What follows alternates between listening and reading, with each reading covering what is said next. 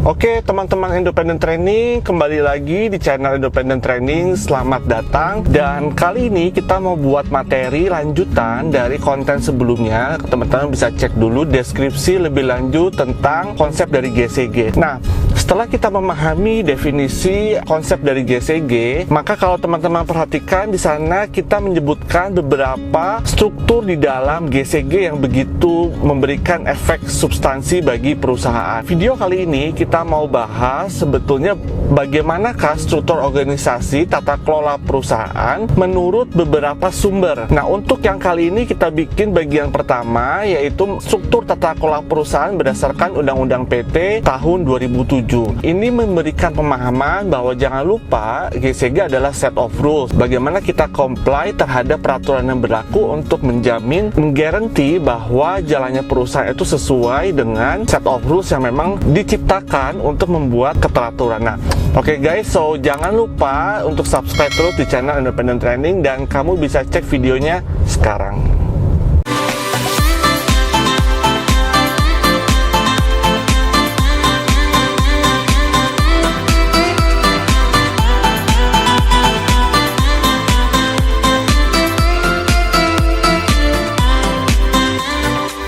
Oke teman-teman Independent Training, balik lagi di pembahasan struktur tata kelola perusahaan yang pertama. Nah, kenapa saya bilang ini bagian yang pertama? Karena di dalam membahas struktur kita bisa merujuk kepada beberapa sumber yang ada.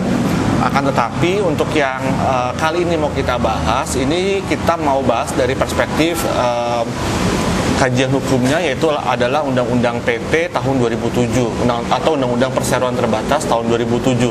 Nah, di struktur tata kelola perusahaan ini kita akan mengenal beberapa istilah dan mungkin sedikit apa yang menjadi tugas dan tanggung jawabnya. Kenapa kita perlu membahas ini? Karena bagian-bagian ataupun struktur yang di dalam Undang-Undang PT ini merupakan bagian dari tata kelola perusahaan. Nah, sehingga pada saat kita mau bilang saya menerapkan tata kelola perusahaan yang baik, maka definisi yang baik ini jangan lupa definisi yang baik ini harus tetap merujuk kepada peraturan yang berlaku. Nah, dalam konteks pembahasan kita ini maka kita akan membahas dari perspektif Undang-Undang Perseroan Terbatas tahun 2007. Nah, oke, sebelum kita membahas struktur tata kelola perusahaan, mari kita mengenal dulu apa yang dimaksud dengan struktur. Jadi struktur didefinisikan sebagai satu cara bagaimana aktivitas dalam organisasi dibagi, diorganisir, dan dikoordinasi. Ya, ada pembagian well organized dan juga jangan lupa dikoordinasi. Setelah dibagi tapi tidak diorganisasi dengan baik. Ya, pembagiannya apa? Artinya tidak sesuai dengan kompetensinya. Setelah sesuai dengan kompetensinya, jangan lupa dikoordinasi. Apakah ada evaluasi? Apakah ada monitoring? Ya, kita memberikan tugas, jangan lupa membuat mekanisme kontrol ataupun mekanisme evaluasinya. Ya, nah. Kita lanjutkan, struktur governance dapat diartikan sebagai suatu kerangka dalam organisasi untuk menerapkan berbagai prinsip governance sehingga prinsip tersebut dapat dibagi. Berbagi prinsip governance. Prinsip governance boleh dicek di konten kita sebelumnya, itu sudah pernah dibahas prinsip governance, sehingga dapat dibagi, dijalankan, serta dapat dikendalikan. Ya. Secara spesifik, struktur governance harus didesain untuk mendukung jalannya aktivitas organisasi secara bertanggung jawab dan terkendali. Secara bertanggung jawab dan terkendali, ya. Kemarin ada responsibility, jangan lupa dari prinsip tata kelola perusahaan yang baik, ya. Nah, oke. Itu adalah teman-teman definisi struktur dan struktur of governance, ya. Nah, sekarang kita masuk kepada legal aspeknya dari Undang-Undang Nomor 40 Tahun 2007 tentang perseroan terbatas. Nah, di sini mari kita bahas dulu apa yang dimaksud dengan PT ataupun perseroan terbatas. Karena ini kenapa kita bahas PT? Memang common practice-nya apabila Anda mau membuat badan usaha, mungkin yang sekarang bisa umum, ya, bentuknya adalah salah satu PT, walaupun ada bentuk bentuk lainnya, tapi kita bahas dulu karena nanti ini PT ini mungkin kita akan persiapkan untuk PT yang harapannya bisa TBK, sehingga mungkin nanti minimal berangkatnya dari PT ataupun perseroan terbatas. Nah, definisinya dulu, perseroan terbatas adalah badan hukum yang merupakan persekutuan modal, didirikan berdasarkan perjanjian melakukan kegiatan usaha dengan modal dasar yang seluruhnya terbagi dalam saham dan memenuhi persyaratan yang ditetapkan dalam undang-undang serta peraturan pelaksanaannya. Jadi, apabila Anda memiliki suatu PT, maka salah satu bentuknya adalah modal. Modal ini dimanifestasikan dalam bentuk saham, ya. Jadi share itu adalah salah satu bentuk dari kepemilikan kita terhadap suatu perseroan, ya. Nah, organ perseroan jangan lupa ini juga nanti yang akan muncul selalu diulang-ulang dari awal adalah rapat umum pemegang saham, direksi, dan dewan komisaris. Kenapa 3 ini? Karena yang dibahas di undang-undang PT ada 3 ini, ya. Sebetulnya kalau kita bahas corporate governance as a whole, mungkin kita bisa melihat ada pihak-pihak lain, tapi yang dibahas dalam undang-undang PT kita fokus pada 3 ini, yaitu adalah RUPS atau rapat umum pemegang saham, direksi, dan dewan komisaris, ya.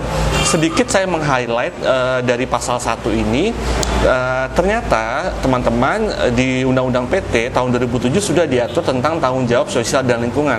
So, tanggung jawab sosial dan lingkungan adalah komitmen perseroan untuk berperan serta dalam pembangunan ekonomi berkelanjutan, sustain, guna meningkatkan kualitas kehidupan dan lingkungan yang bermanfaat, baik bagi perseroan sendiri, komunitas tempat, maupun masyarakat pada umumnya. Jadi, sebetulnya topik kita ASL, boleh dicek di materi sebelumnya, itu sebetulnya sudah bagian dari Undang-Undang PT, ya. Jadi bisa ditemukan di pasal 1 dan nanti akan dielaborasi lagi di pasal-pasal berikutnya. Cuma kita tidak jauh ke sana, saya cuma menyampaikan bahwa pembentukan Undang-Undang PT itu memang sudah mengconsider adanya aspek social accounting, ya. Nah, kita lanjut lagi, masuk ke dalam organ yang pertama. Karena kenapa saya bilang organ pertama? Karena menurut Undang-Undang PT, organ perseroan yang pertama adalah RUPS, ya, atau rapat umum pemegang saham. Mari kita lihat definisinya. Rapat umum pemegang saham yang selanjutnya disebut RUPS adalah organ perseroan yang mempunyai wewenang yang tidak diberikan kepada direksi atau dewan komisaris dalam batas yang ditentukan dalam undang-undang ini ataupun anggaran dasar. Kita mau bilang, mungkin teman-teman masih mendapati kebingungan bahwa sebetulnya posisi tertinggi di dalam perusahaan itu siapa? Direktur atau komisaris? Ada yang bilang direktur, ada yang bilang komisaris. Nah, tapi mostly kalau saya tanya langsung mungkin jawabannya adalah direktur, ya. Tapi setelah kita aware kemarin, setelah kita pelajari bahwa direktur itu adalah dalam tanda kutip person yang dititipi uang oleh pemilik modal, makanya kemudian dia diberikan jabatan direksi. So, pemilik perusahaan yang sebetulnya adalah bukan direksi. Nah, direksi itu jajaran direktur, ya. Nah, sehingga di sini yang akan kita bahas lebih lanjut adalah direksi dan komisaris itu adalah bukan organ tertinggi di dalam perseroan, ya. Nah, kita lanjutkan kembali. RUPS, kalau teman-teman perhatikan kalimatnya ataupun kata-katanya, organ perseroan yang mempunyai wewenang yang tidak diberikan kepada direksi atau dewan komisaris. Yang tidak diberikan kepada direksi atau dewan komisaris, sehingga kalau kita lihat RUPS ini posisinya ada di atasnya lagi direksi dan komisaris, ya. So, itu RUPS dulu, kita batasi dulu sampai sana. Nanti kita akan ada pembahasan lagi. Kita bahas direksi. Siapa itu direksi menurut Undang-Undang PT? Direksi adalah organ perseroan yang berwenang dan bertanggung jawab penuh atas pengurusan perseroan untuk kepentingan perseroan sesuai dengan maksud dan tujuan perseroan, serta mewakili perseroan baik di dalam maupun di luar pengadilan sesuai dengan ketentuan anggaran dasar, ya. Nah, direksi adalah yang berwenang dan bertanggung jawab penuh atas pengurusan perseroan. Berwenang dan bertanggung jawab penuh atas pengurusan perseroan, pengurusan perusahaan, pengurusan PT yang memang kita percayakan kepada direksi. Jadi kalau mau ditanyakan sebetulnya siapa yang mengurus perseroan ataupun perusahaan adalah direksi, ya. Nah, itu sebabnya kemarin kita sebagai pemilik modal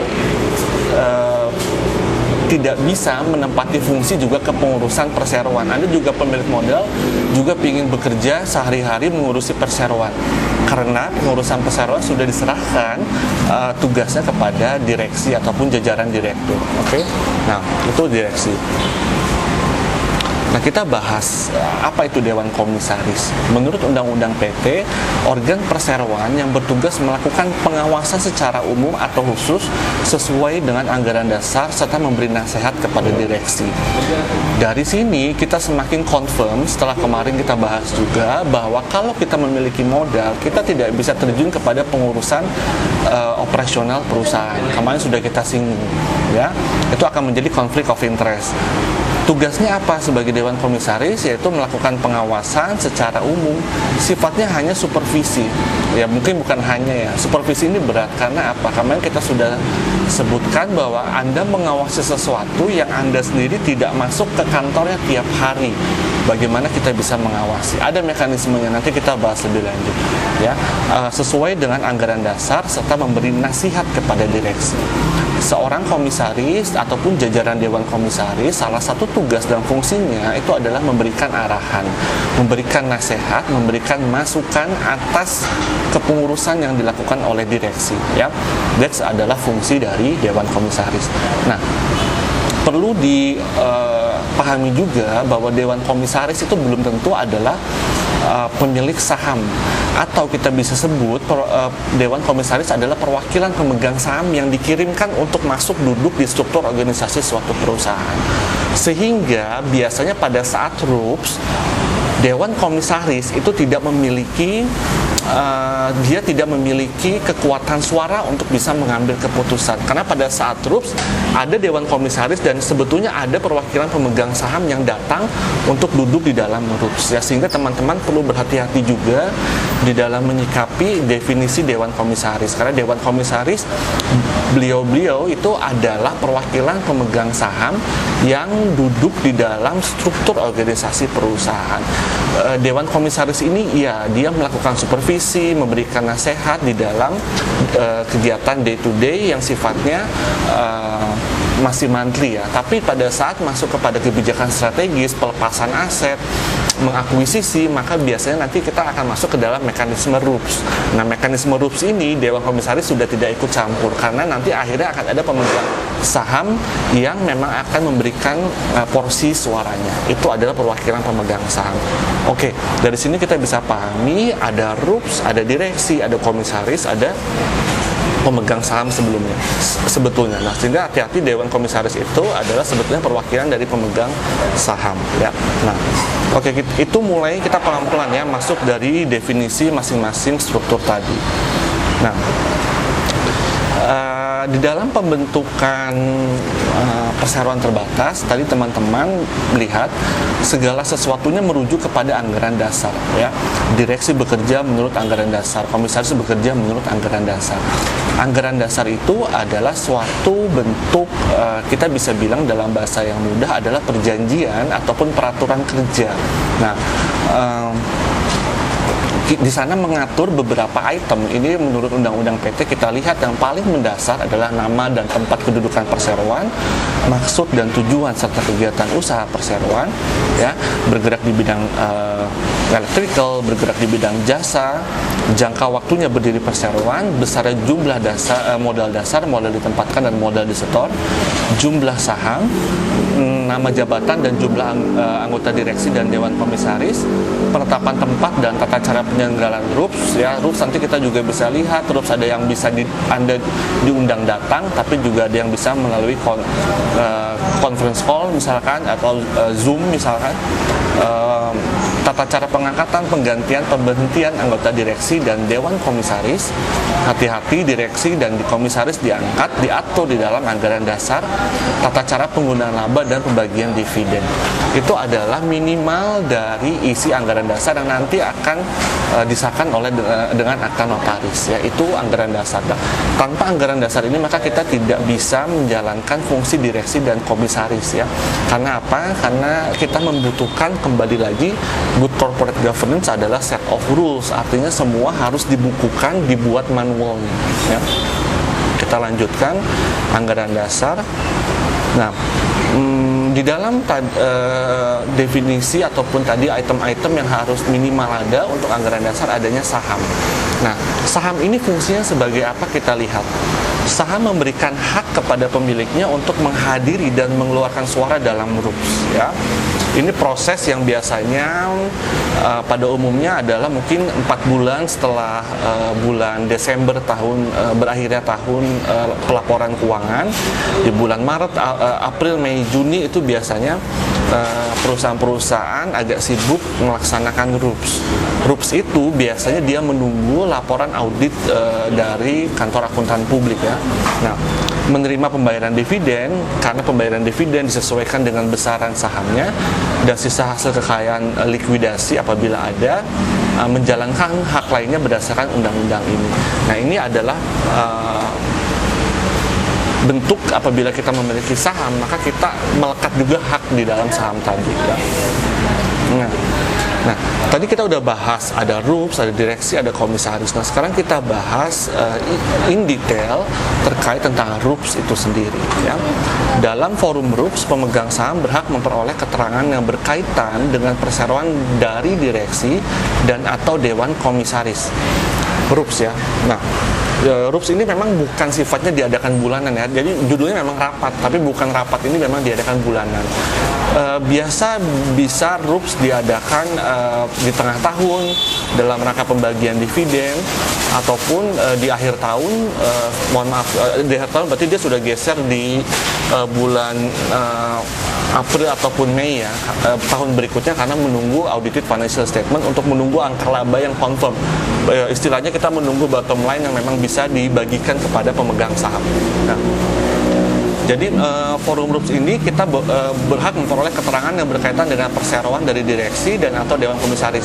Nah, bentuk keterangan ini seperti apa? Biasanya implementasinya di dalam RUPS itu kita mendengar pertanggungjawaban direksi.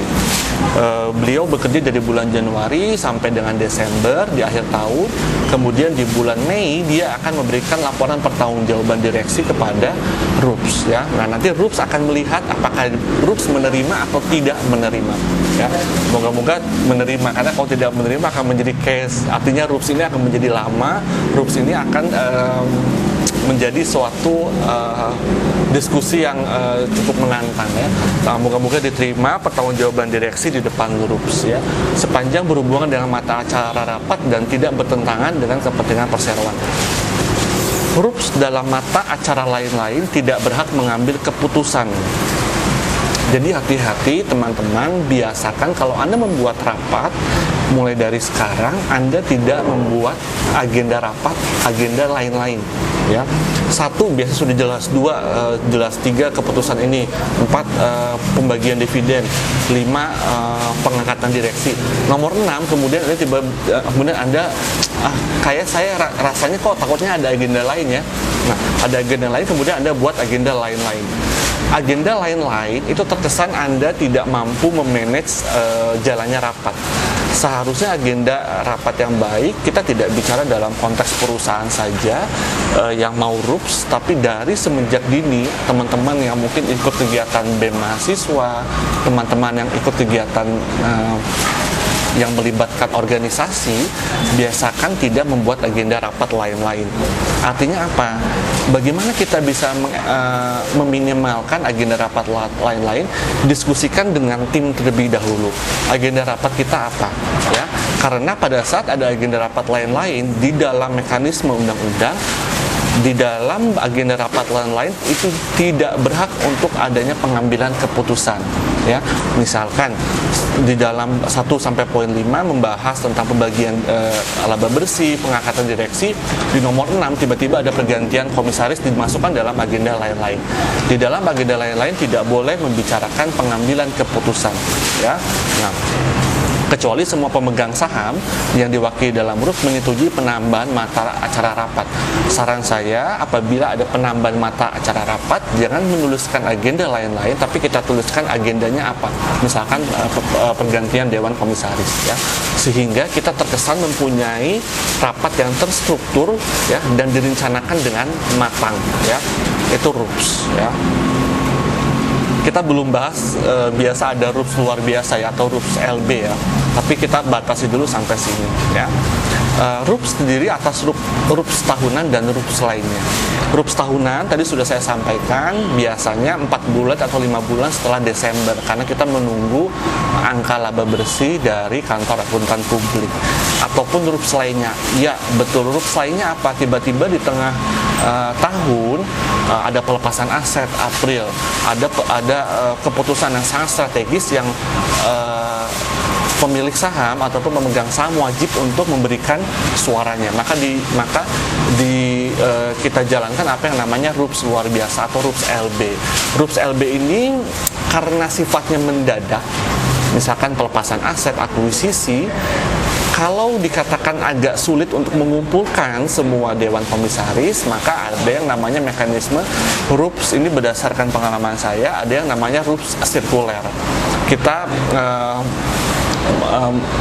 membuat suatu surat, kemudian surat tadi diberikan latar belakangnya, keputusan yang mau diambil, ya, kemudian apa yang menjadi analisisnya, kemudian kita membuat daftar yang isinya adalah daftar pemegang saham, kemudian kita sirkulerkan, ya, karena agak sulit mungkin, tapi mungkin dengan sekarang mekanisme Zoom, digital dan lainnya itu sudah jauh lebih mudah, ya, sehingga RUPS bisa dijalankan tidak harus duduk semua berbarengan di tempat yang sama. RUPS tahunan wajib diadakan dalam jangka waktu paling lambat 6 bulan setelah tahun buku berakhir. So, bulan Juni, akhir Juni itu adalah 6 bulan terakhir yang biasanya kita laksanakan RUPS tahunan. Kita bicara antara, kalau dalam perspektif hukum, kita bicara antara dasein dan dasolen, ya. Apa yang menjadi seharusnya normatifnya, teorinya, dan apa yang menjadi tataran implementasinya, dasein dan dasolen. Nah, di dalam undang-undang 6 bulan setelah tahun buku berakhir wajib RUPS.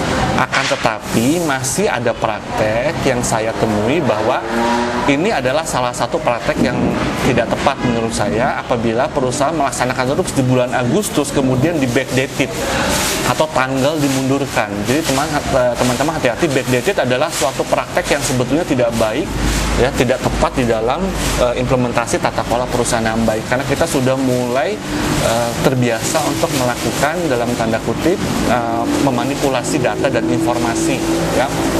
Oke. Nah, sekalipun tidak ada yang tahu, ya, karena internal itu, ya, artinya karena notarisnya diundang ke perusahaan yang melaksanakan terus pemegang saham semua setuju untuk di backdated, sebetulnya nggak ada yang tahu, tapi spiritnya tidak seperti itu, ya. Nah, itu adalah maksimum waktu yang diberikan oleh undang-undang untuk pelaksanaan RUPS tahunan, ya. Nah, selesai tentang RUPS di sana, ya. Nah, sekarang kita lanjut kepada pembahasan direksi, ya. Direksi perseroan terdiri atas, ini pasal 92 Undang-Undang PT, direksi perseroan terdiri atas 1 orang atau lebih, ya. Jadi boleh beranggotakan 1 direktur ataupun lebih. Kalau 1 mungkin cukup sulit, ya, karena presiden direktur tidak bisa mengerjakan tugas semuanya, ya. Dalam hal direksi terdiri atas 2 anggota atau lebih, pembagian tugas dan wewenang anggota direksi ditetapkan berdasarkan keputusan RUPS. Dari sini kita bisa belajar bahwa kalau teman-teman nanti memiliki perusahaan, tugas direksi diputuskan di mana, ya? Lihat Undang-Undang PT bahwa harus ada rapat umum pemegang saham, minimal mengatur garis besarnya, tidak in detail, ya. RUPS itu mungkin RUPS itu harus berjalan cepat karena RUPS itu dia sifatnya adalah tidak pembahasan detail, minimal dia mengatur mengatur tugas secara general dulu. Nanti kita turunkan di dalam di luar dari RUPS konteksnya, tapi secara garis besar tugas direksi itu kita tuangkan dalam RUPS, ya. Dalam hal RUPS sebagaimana tidak dimaksud menetapkan pembagian tugas dan wewenang anggota direksi ditetapkan berdasarkan keputusan direksi, ya. Jadi menurut pasal 92 bisa saja tidak menetapkan pembagian tugas, akan tetapi ditetapkan berdasarkan keputusan direksi. Tapi kalau dalam perspektif saya ada baiknya komisaris juga, karena kalau sudah ditetapkan dalam keputusan direksi, maka dewan komisaris sebagai perwakilan pemegang saham mungkin tidak bisa mengetahui secara detail ya, tapi sehingga ada baiknya di dalam RUPS ini kita memberikan garis besar saja apa yang menjadi tugas dari direksi tersebut ya. Oke, lanjut kepada section direksi lagi. Anggota direksi diangkat oleh RUPS. Direksi bertanggung jawab atas pengurusan perseroan, wajib dilaksanakan setiap anggota direksi dengan itikat baik dan penuh tanggung jawab. Undang-undang PT sudah berusaha mengakomodir itikat baik ataupun salah satu aspek dari tata kelola perusahaan yang baik dan penuh tanggung jawab. Artinya itikat baik apa? Anda tidak boleh menempatkan, kemarin kita udah bahas juga, self-serving behavior theory di dalam setiap keputusan. Anda mengambil keputusan-keputusan yang menguntungkan diri Anda sendiri, bukannya keputusan pemegang saham. Misalkan proyek pengadaan yang di take over oleh direksinya sendiri, keputusan-keputusan lain yang sifatnya memberikan kickback langsung kepada direksi, tapi justru menimbulkan kerugian bagi perusahaan. Setiap anggota direksi bertanggung jawab penuh secara pribadi atas kerugian perseroan apabila yang bersangkutan bersalah atau lalai menjalankan tugasnya. Bertanggung jawab penuh secara pribadi. Jadi pribadi termasuk dari segala sesuatu yang melekat dari direksi tadi, itu dia berhak, dia wajib untuk menjadi bagian dari pertanggungjawaban dia apabila direksi ternyata bersalah atau lalai menjalankan tugasnya. Nanti kita bicara bagaimana menjalankan ataupun lalai dalam tugasnya, oke? Nah, jadi hati-hati, ada kata-kata bertanggung jawab penuh secara pribadi. Kita lanjut, direksi selesai, Dewan Komisaris pasal 108. Dewan Komisaris melakukan pengawasan atas kebijakan pengurusan, jalannya pengurusan pada umumnya, ya, jalannya pengurusan pada umumnya. Somehow saya masih melihat beberapa komisaris yang memang di sini sudah disampaikan jalannya pengurusan pada umumnya ya. Jadi kalau misalkan Dewan Komisaris masih mengurusi misalkan pengeluaran catering makan siang, Dewan Komisaris masih mengurusi reward yang memang itu menjadi call-nya direksi, maka perlu kembali lagi melihat definisi bahwa yang dilihat adalah jalannya pengurusan pada umumnya ya. Kita tidak melihat in detail baik mengenai perseroan maupun di usaha perseroan dan memberi nasihat kepada direksi. Oke, paham ya tugasnya Dewan Komisaris. Anggota Dewan Komisaris diangkat oleh RUPS ya. Sedikit pertanyaan dari saya, direksi diangkat oleh RUPS ya. Anggota komisaris diangkat oleh RUPS, direksi diangkat oleh RUPS. Sehingga pada saat mereka berdua diangkat oleh RUPS, kita bisa punya kesimpulan menjawab pertanyaan di atas bahwa RUPS adalah organ tertinggi karena kedua pihak ini, direksi dan komisaris, diangkat oleh RUPS ya. Seperti itu mekanismenya. Lanjut kepada pembahasan berikutnya, Dewan Komisaris wajib dengan itikat baik, kehati-hatian, asas prudent, dan bertanggung jawab dalam menjalankan tugas pengawasan dan pemberian nasihat kepada direksi.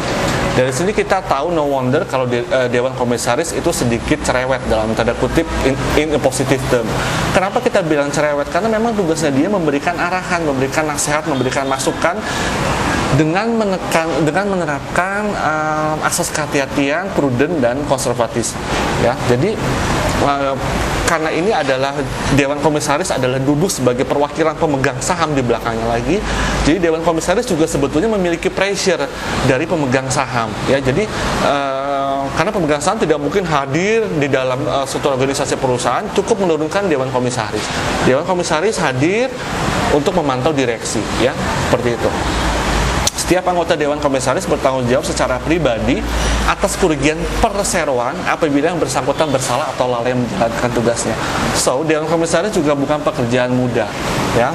Karena apa? Dia memiliki tanggung jawab secara pribadi apabila yang bersangkutan bersalah atau lalai dalam menjalankan tugasnya.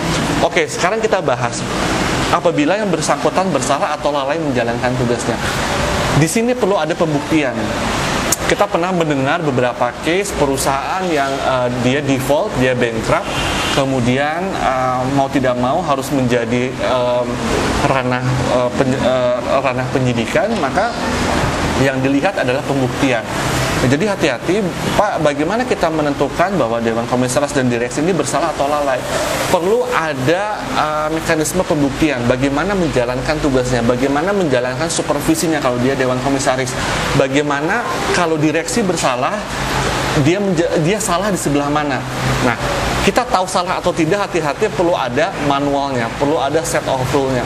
Makanya kembali lagi bahwa aturan itu penting, manual itu penting, membukukan sebuah peraturan itu penting.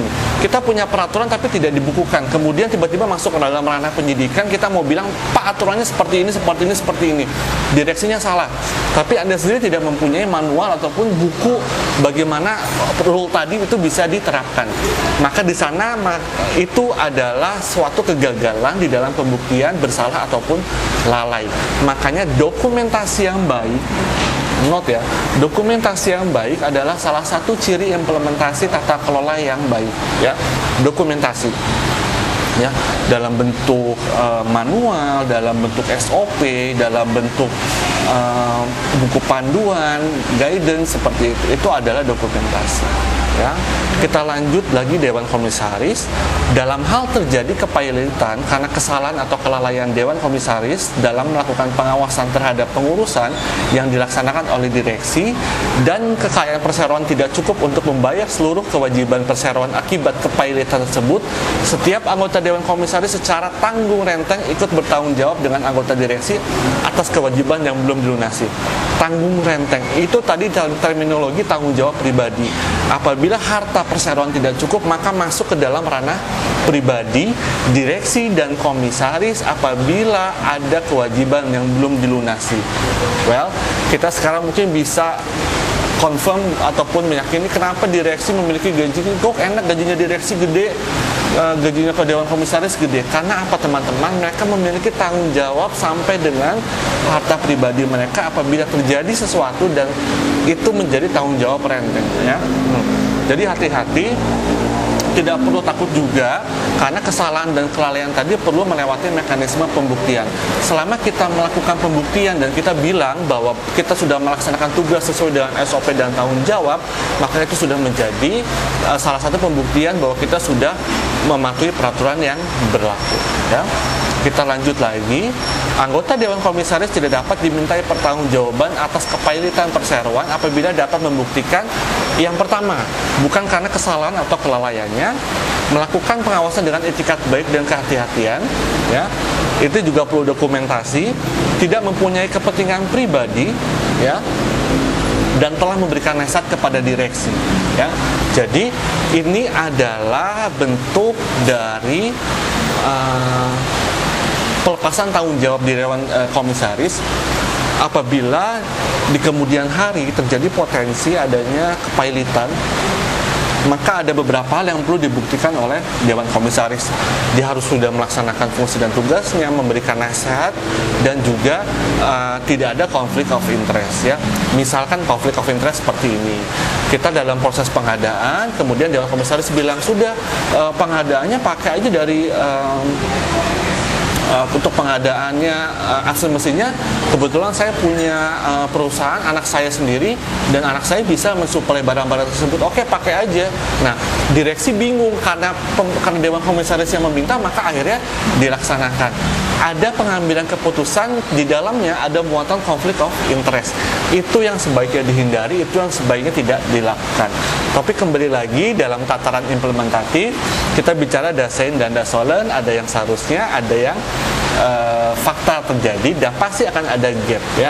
Nah, gap ini yang seharusnya masuklah mekanisme ataupun pelajaran tata kelola perusahaan yang baik supaya ada unsur fairness, ada unsur akuntabilitas yang jelas di dalam melaksanakan perseroan, ya. Oke, jadi teman-teman, itu adalah pembahasan dari tata kelola perusahaan yang baik, struktur bagian pertama. Tetap stay di channel Independent Training. Oke guys, gimana? Jadi udah dicek kontennya. Nah, itu dia materi struktur organisasi tata kelola perusahaan bagian pertama yang kita merujuk kepada peraturan perundangan yang berlaku, yaitu Undang-Undang PT tahun 2007. Nah, memang ini adalah fundamental sekali untuk memahami bahwa PT, pendirian PT ataupun terminologi anggaran dasar di dalamnya, rapat umum pemegang saham yang ada di dalamnya itu memang merujuk kepada peraturan Undang-Undang PT tahun 2007 ini. Nah, teman-teman jangan lupa sekiranya video ini bermanfaat untuk subscribe, like, dan komen. Tetap terus di channel Independent Training.